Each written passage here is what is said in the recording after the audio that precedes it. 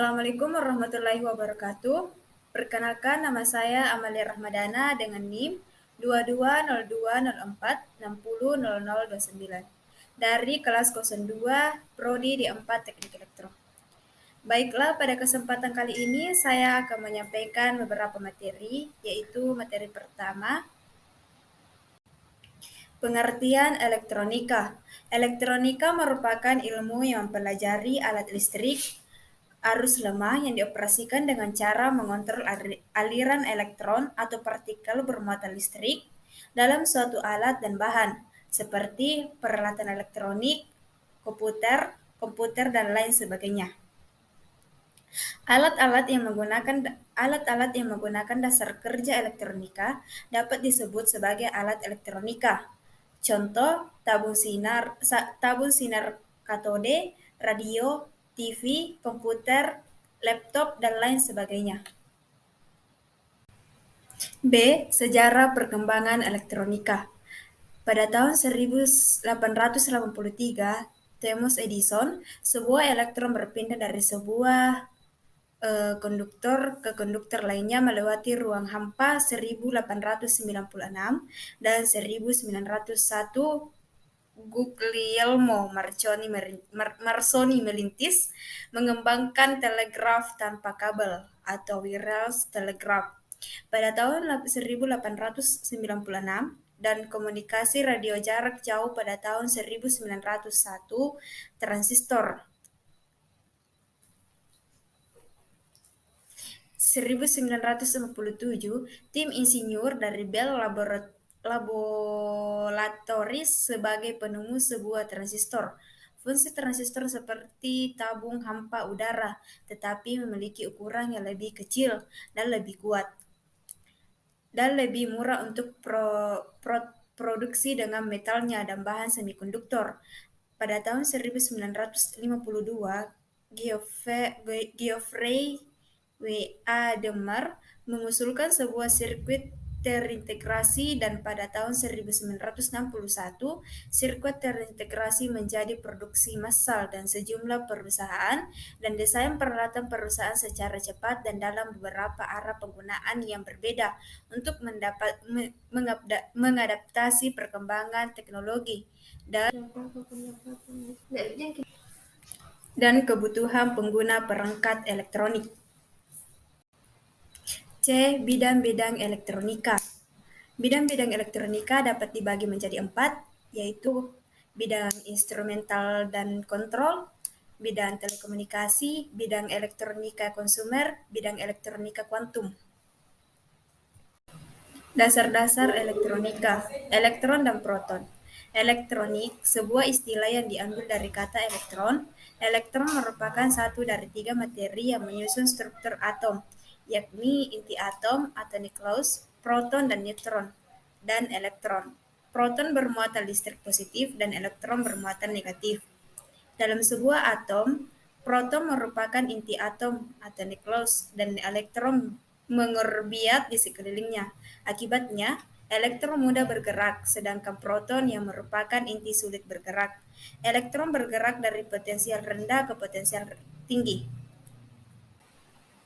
Arus listrik dan muatan listrik. Arus listrik adalah suatu aliran yang muncul dari adanya muatan elektron yang mengalir dari titik yang satu ke titik lainnya yang terdapat pada suatu rangkaian. Arus listrik yang mengalir mampu melakukan usaha untuk memutarkan motor listrik. Listrik mengalir dari potensial tinggi ke potensial rendah.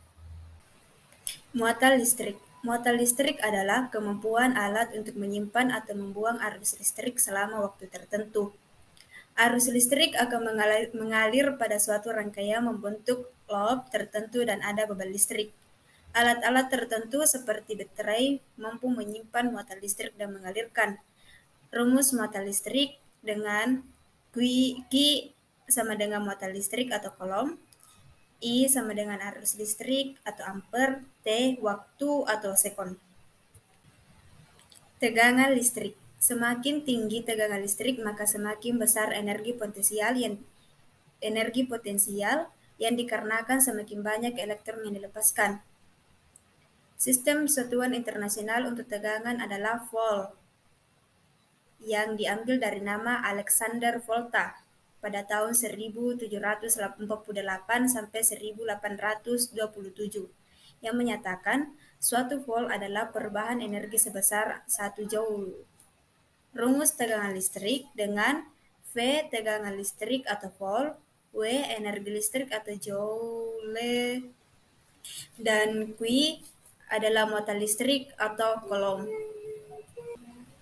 Hukum Ohm. Georgi Simon Ohm pada tahun 1827 melakukan sebuah percobaan untuk menentukan hubungan antara arus listrik dan tegangan listrik, hingga menemukan pernyataan bahwa arus listrik yang mengalir pada hambatan atau resistor sebanding dengan tegangan yang diberikan pada hambatan dalam kondisi suhu ruangan dijaga konstan. Persamaan Ohm mudah digunakan untuk mencari tegangan dan arus. Misalnya, ingin diketahui arus listrik, tegangan listrik, atau nilai resistansi yang belum diketahui pada suatu rangkaian listrik.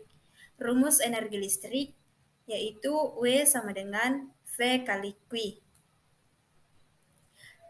Penghantar listrik. Penghantar adalah suatu benda yang digunakan dalam teknik listrik atau elektronika untuk mengalirkan arus listrik dari sumber listrik ke beban listrik. Bahan yang digunakan dalam teknik elektronika dapat digolongkan menjadi 3, yaitu 1. Konduktor atau penghantar. Konduktor merupakan sebuah bahan yang dapat menghantarkan listrik. Bahan penghantar mempunyai bahan elektron-elektron bebas sehingga dengan mudah dapat dipengaruhi keadaan sekitarnya. Pada umumnya, bahan penghantar atau konduktor ini terbuat dari logam, karena hampir semua logam dapat digunakan sebagai penghantar listrik. Misalnya tembaga, besi, perak, krom, nikel, dan sebagainya. 2. Isolator atau penyekat. Bahan isolator atau penyekat adalah jenis bahan yang sulit menghantarkan listrik. Hal ini disebabkan oleh bentuk struktur atomnya. Elektron terikat kuat oleh protonnya atau intinya. Elektron dapat terlepas dari ikatan apabila tegangan dari luar jauh lebih besar dari daya tarik intinya, yaitu dengan memberikan tegangan listrik yang sangat tinggi. Contoh bahan isolator terbaik ialah karet. 3. Semikonduktor. Bahan semikonduktor adalah suatu bahan yang tidak dapat digolongkan sebagai penghantar, tetapi tidak dapat pula digolongkan kepada isolator. Pada dasarnya, kemampuan menghantarkan listrik semikonduktor berada di antara konduktor dan isolator. Bahan-bahan semikonduktor silikon, selenium, germanium, dan metal oksidas. Klasifikasi komponen elektronika. Komponen pasif. Komponen pasif merupakan jenis komponen elektronika yang tidak memerlukan arus listrik untuk dapat bekerja. Yang termasuk dalam komponen pasif yaitu 1. Resistor. Resistor adalah komponen elektronika pasif yang berfungsi untuk menghambat dan mengatur dalam suatu rangkaian elektronika. Satuan nilai resistor atau hambatan adalah ohm. Fungsi resistor yaitu 1. Sebagai pembatas arus listrik, 2. Sebagai pengatur arus listrik, 3. Sebagai pembagi tegangan listrik, 4. Sebagai penurun tegangan listrik. Jenis-jenis resistor dibagi menjadi 4, yaitu 1. Resistor dengan nilai tetap, 2. Resistor dengan nilai yang dapat diukur, 3. Resistor yang nilainya dapat berubah sesuai dengan intensitas cahaya, dan 3. Resistor yang nilainya dapat berubah sesuai dengan perubahan suhu. 2. Kapasitor. Kapasitor adalah komponen elektronika yang berfungsi menyimpan muatan listrik dalam jangka waktu tertentu. Satuan dari kapasitor adalah farad. Kapasitor terbuat dari material logam yang berbentuk dua buah lempengan yang disusun secara paralel dan berdekatan satu dengan yang lain, sesuai dengan ukuran yang dibutuhkan dan fungsinya. Fungsi kapasitor. Fungsi kapasitor dapat dibagi menjadi 7, yaitu 1. Sebagai penyimpan arus atau tegangan listrik, 2. Sebagai konduktor yang dapat melewatkan arus AC, 3 sebagai isolator yang menghambat arus DC, 4 sebagai filter dalam rangkaian power supply, 5 sebagai kopling, 6 sebagai penggeser fasa, dan 7 sebagai pemilih gelombang frekuensi. Jenis-jenis kapasitor dapat dibagi menjadi dua, yaitu A. Kapasitor nilai tetap tidak berpolerasi atau kapasitor keramik, kapasitor polister, kapasitor kertas, dan kapasitor nikah. B. Kapasitor nilai tetap berpolaritas atau kapasitor elektrolit dan kapasitor tantalum.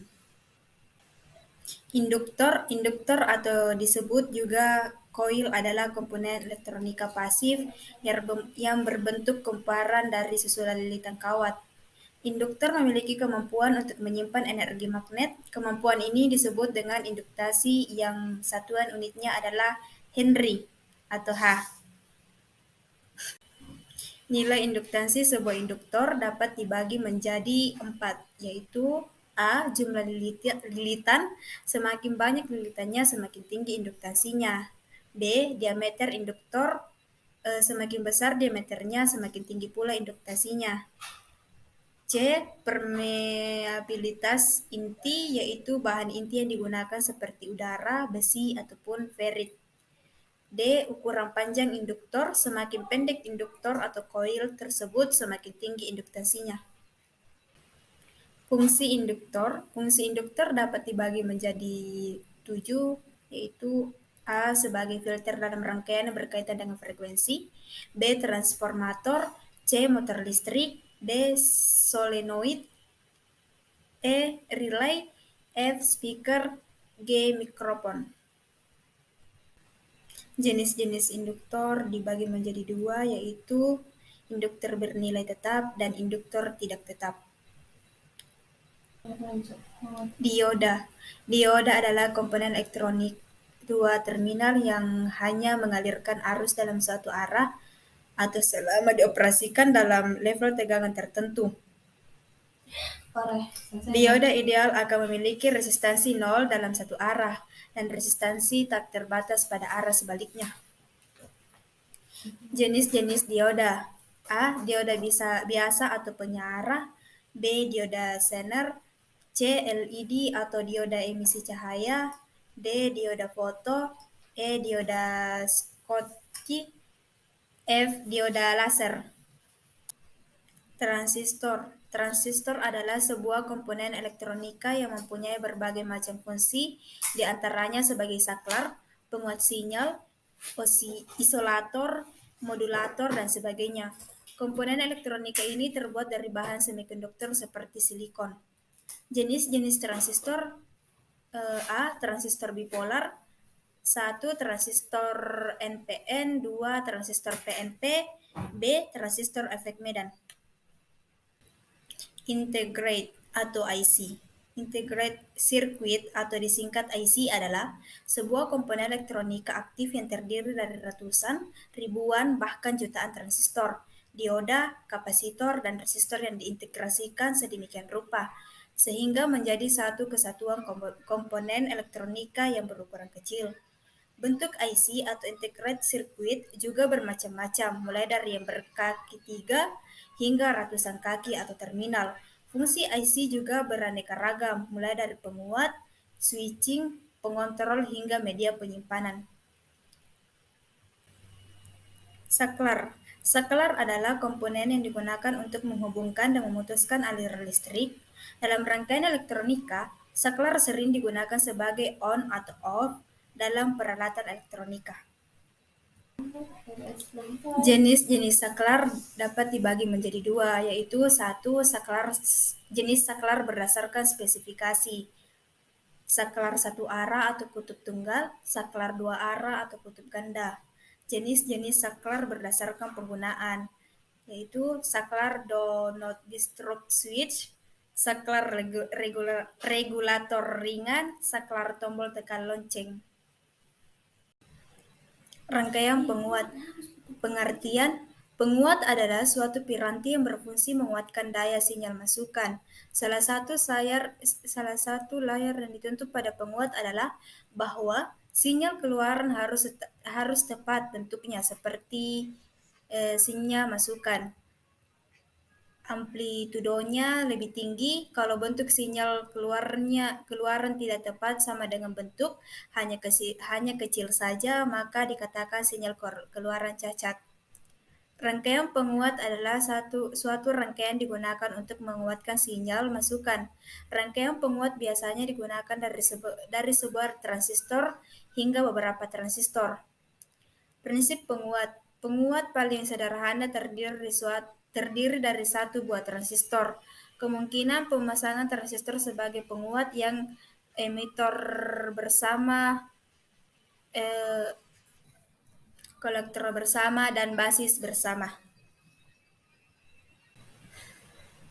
Berdasarkan konfigurasi pertenahan, rangkaian penguat menggunakan transistor dibedakan menjadi tiga, yaitu satu, rangkaian penguat common base. Penguat common base adalah penguat yang kaki basis transistor digroundingkan, lalu input dimasukkan ke emitor dan output diambil pada kaki kolektor. Penguat common base mempunyai karakter sebagai penguat tegangan.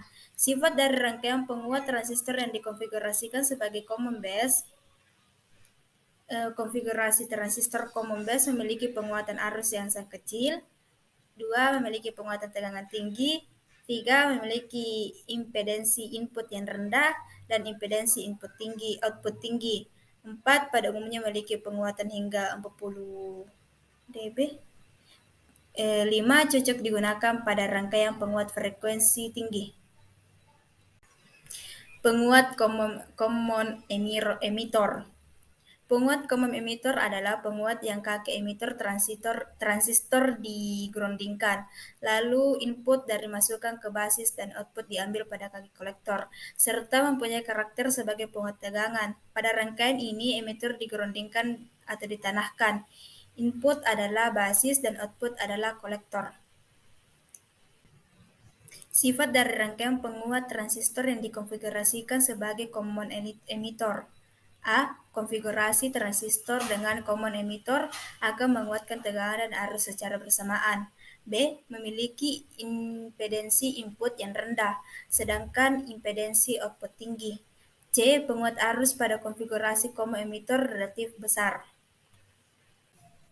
Penguat common collection. Penguat common collector adalah penguat di mana kolektor transistor digroundingkan atau ditanahkan, lalu input dimasukkan ke basis dan output diambil pada kaki emitor, dan penguat ini berkarakteristik sebagai penguat arus.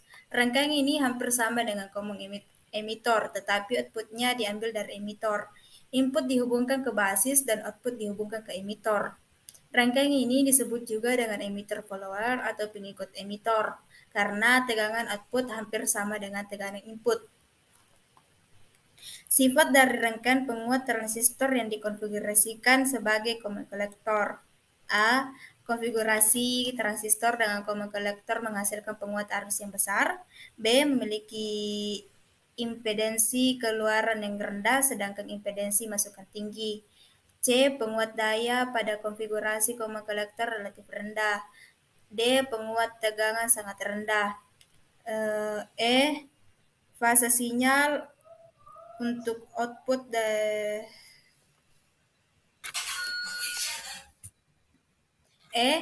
fase sinyal antara input dan output terbalik. Rangkaian penyearah gelombang. Rangkaian penyearah gelombang merupakan rangkaian berfungsi untuk merubah arus bolak-balik atau alternating current atau AC menjadi arus searah, direct current atau DC.